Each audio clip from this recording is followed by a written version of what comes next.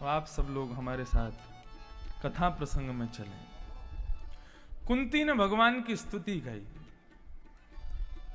और कुंती की स्तुति में भगवान से कुंती ने केवल यही मांगा कि मुझे आप विपत्ति दीजिए, और वह विपत्ति चाहिए जिस विपत्ति में आपका स्मरण होता। यदि आपका स्मरण विपत्ति में होता है तो हमें विपत्ति चाहिए। भगवत स्मृति सबसे ज्यादा जरूरी है। नरक किसको पकड़ करके नहीं लाना चाहिए, ये नियम जब बनाए गए तब यमराज भी कहते हैं जिसका चित्त अपने संपूर्ण दिन में एक बार भी बाल कृष्ण के चरणों का स्मरण नहीं करता हो, ऐसे व्यक्ति को पकड़ करके नरक ले आना। ये बात किसने लिखी है? ये टर्म्स और ये सारे लॉज हैं नरक जाने वालों के। रोज स्मृति होनी चाहिए भगवान की। यदि किसी दिन स्मृति नहीं हुई, और भगवान ना करे उस दिन यदि किस अकस्मात आपको जाना पड़ गया या हमको जाना पड़ गया, तो एक क्षण के लिए ही सही नरक दर्शन तो करना पड़ेगा कि आज तुमने भगवत स्मरण नहीं किया। इसलिए भगवत स्मृति यदि दुख से आवे तो हमें दुख चाहिए। ये कौन कहती है? कुंती कहती है। वास्तव में दुख और सुख नहीं मांगा, उन्होंने भगवत स्मृति मांगी है। और बंधुओं, स्मृति यानी कि स्मृति किसे कहते हैं? याद, स्मरण, मेमोरीज। दुनिया खत्म हो जाएगी लेकिन सब कुछ बदल जाएगा, लेकिन स्मृति कभी नहीं बदलती।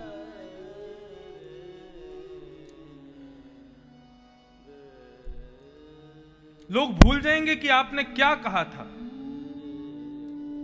लोग भूल जाएंगे कि आपने क्या किया था, लेकिन लोग कभी नहीं भूल पाएंगे कि आपकी वजह से उन्होंने क्या स्मरण किया था, उनको क्या अनुभव हुआ था, आपने उनको कैसा अनुभव करवाया था। वो कभी नहीं भूल सकता व्यक्ति। स्मृति, गीता पूरी टिकी ही स्मृति के ऊपर है। भगवान जब अर्जुन से कहते हैं कि अर्जुन युद्ध करो, तो अर्जुन कहता है कि अपने हैं इनको नहीं मारूंगा मैं। बीच युद्ध मैदान में जाकर के अपने धनुष बाण छोड़ देता है। तब भगवान उसको गीता का ज्ञान देते हैं, 10 अध्याय सुनाते हैं। 10 अध्याय के बाद में भगवान अर्जुन से कहते हैं, अर्जुन तुम्हारा अब कैसा है मन? तब अर्जुन कहता है, मेरे अंदर जो मोह था वो चला गया। भगवान कहते हैं, गई हुई वस्तु कभी भी वापस आ सकती है जब तक उसको नष्ट नहीं किया जाएगा।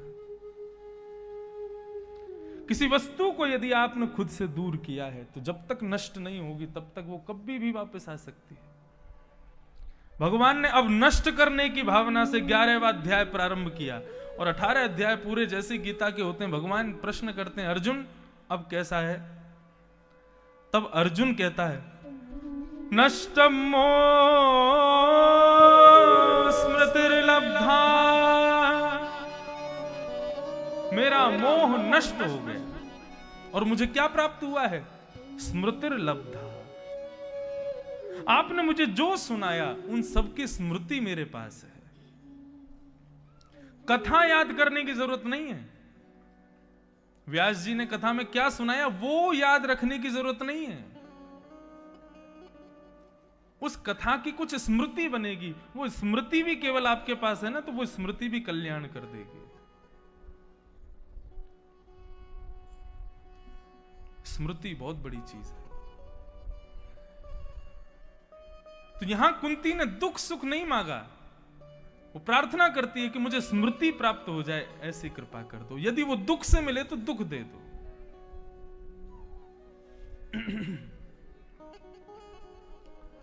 भगवान ने कुंती पर कृपा की और कहा, बुआ तू चिंता मत कर, तू जब कहेगी ना तब तेरे सामने प्रकट हो जाऊंगा, और जिस दिन जाऊंगा ना तुझे अपने संग लेकर के जाऊंगा, तो चिंता मत कर। कुंती पर कृपा करके भगवान अपने रथ में बैठ गए। बोले कि अब मुझे भी अपने पत्नियों की याद आ रही है, मैं जाऊं, सब मेरी प्रतीक्षा कर रही हैं। जैसे ही भगवान हस्तिनापुर से निकलने लगे, इतने में ही युधिष्ठिर रोने लगा और युधिष्ठिर के रुदन को देख भगवान समझ गए कि ये क्यों रो रहा है।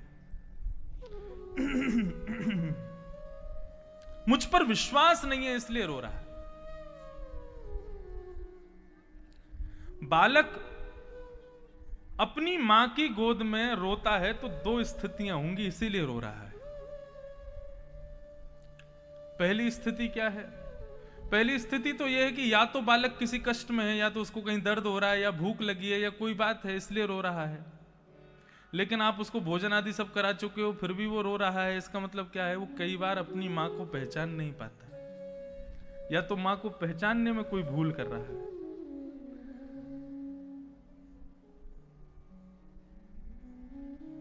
कई बार माताएं अति श्रृंगार कर लेती हैं ना, तो बालक नहीं पहचान पाते कि हमारी मां है, और उस समय भी रुदन शुरू होता है।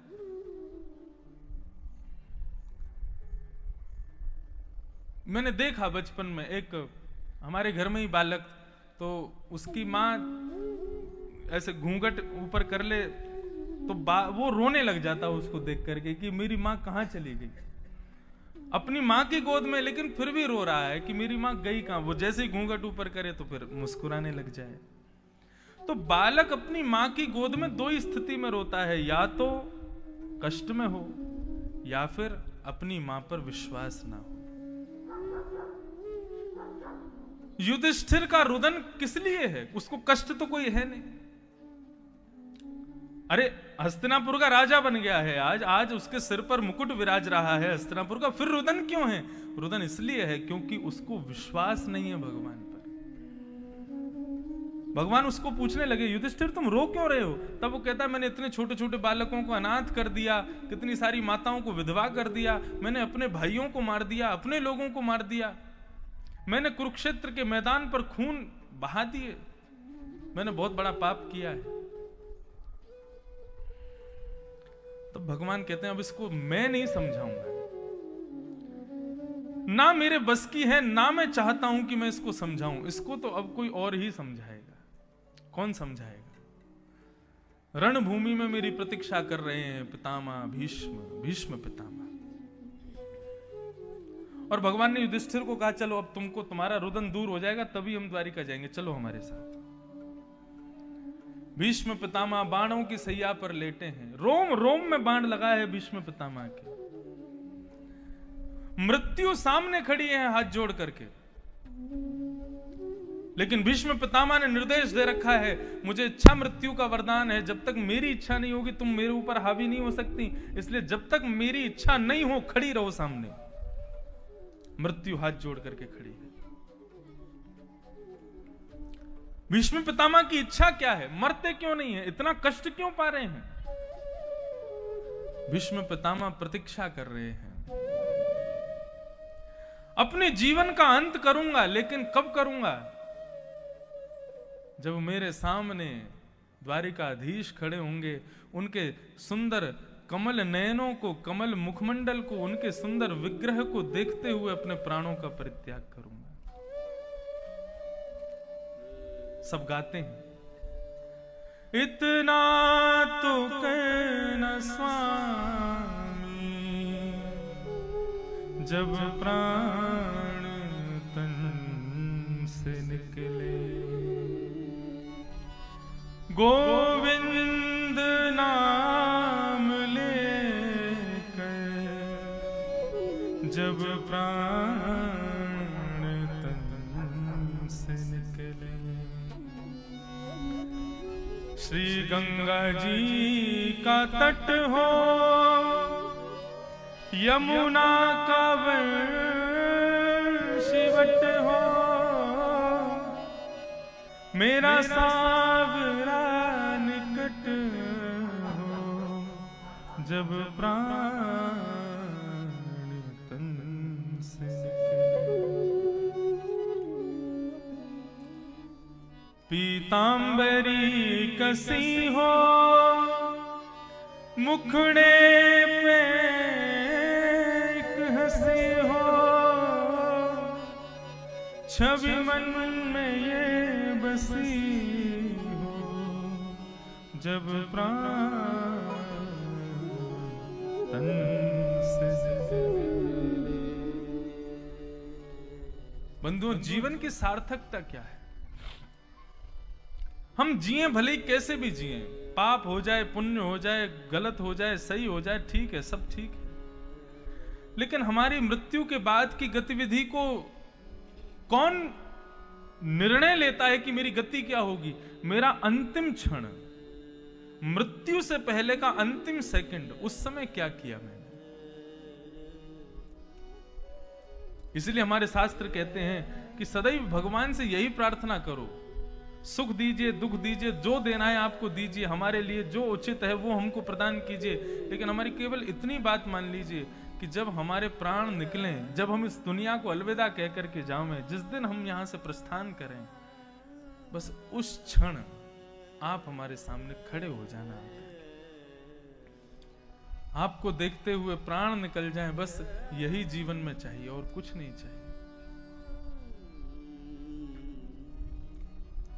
और भगवान ने कितने वैष्णव भक्तों के लिए अंतिम क्षण में प्रकट होकर के दर्शन दिया है। गले में मैं अपने कंठ में शालिग्राम भगवान पहनता हूं, लेकिन कब पहनता हूं? केवल कथा करने जब आता हूं तब। पूरा दिन नहीं पहनते। शालिग्राम साक्षात भगवान का स्वरूप होते हैं।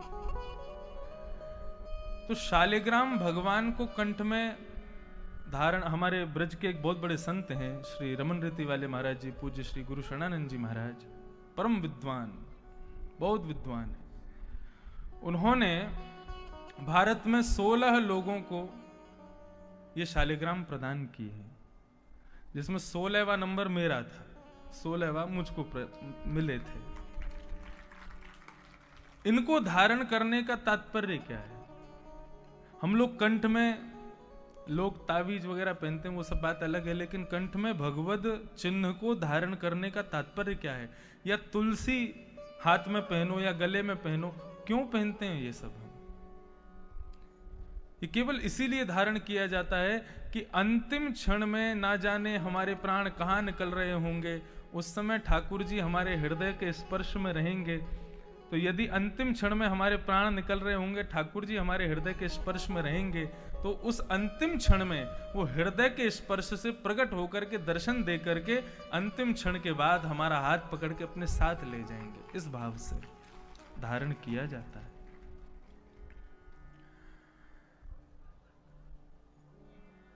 भगवत स्मृति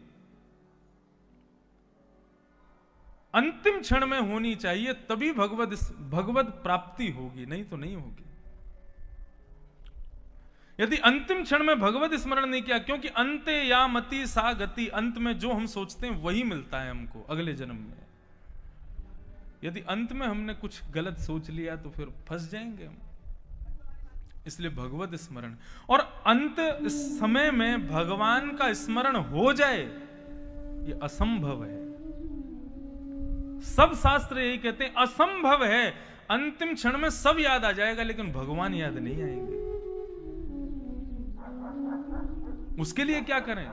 बोलो निरंतर, अभी से प्रैक्टिस मेक्स मैन परफेक्ट। अभी से प्रैक्टिस करो, खूब नाम करो, खूब जाप करो, खूब भगवत स्मरण करो, ताकि अंतिम क्षण में भगवत स्मरण हो जाए। बराह पुराण में वेद व्यास जी कहते हैं कि यदि कोई व्यक्ति जीवन भर खूब कथा सुने, खूब भगवान का स्मरण करे, लेकिन यदि अपने अंतिम क्षण में भगवत स्मरण नहीं कर पावे, तो अपने संपूर्ण जीवन में किए गए नाम जब कथा श्रवण उन सब का प्रभाव इतना हो जाएगा कि अंतिम क्षण में यदि वो भगवान का स्मरण नहीं कर पाएगा तो भगवान उसका स्मरण कर लेंगे। भगवत स्मरण भगवान के द्वारा उसका स्मरण होगा। मेरा सुमिरन हरि करें, मैं पावा विश्राम। भक्त भक्ति क्यों करता है?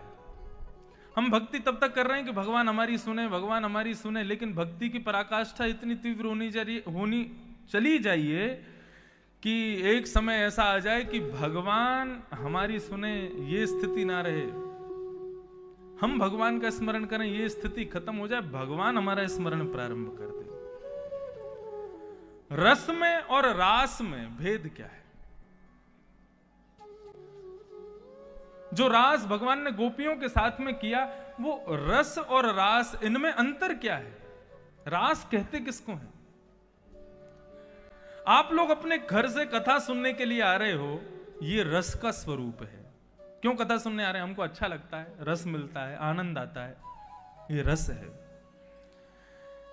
लेकिन इसी रस से सराबोर जिस दिन आप हो जाएंगे और आपके उस रस को चखने के लिए ठाकुर जी कभी आपके घर प्रकट हो जाएंगे, तो उसी स्थिति को क्या बोलेंगे? रास। भक्त भगवत प्राप्ति के लिए क्रिया करे तो उसको रस कहते हैं, लेकिन भगवान भक्त की प्राप्ति के लिए क्रिया करे तो उसको रास कहते हैं। ये छोटे छोटे सूत्र हैं, इनको याद रखिए, समझिए। भीष्म पितामह अंतिम क्षण में भगवत स्मरण कर रहे हैं, और भगवत स्मरण करते हैं तभी क्या देखते हैं कि दूर ही मोर पंख लहरा रहा है, भगवान की सुंदर इत्र की सुगंधी आ रही है, पीतांबरी लहरा रही है। बाणों की सैया पर लेटे हुए भीष्म पितामह ने जैसे ही नजर उठा करके देखा तो द्वारिकाधीश श्री कृष्ण शंख चक्र गदा पद्मधारी चतुर्भुज रूप में अंतिम क्षण में दर्शन देने के लिए भीष्म पितामह के पास आ रहे हैं। भीष्म पितामह के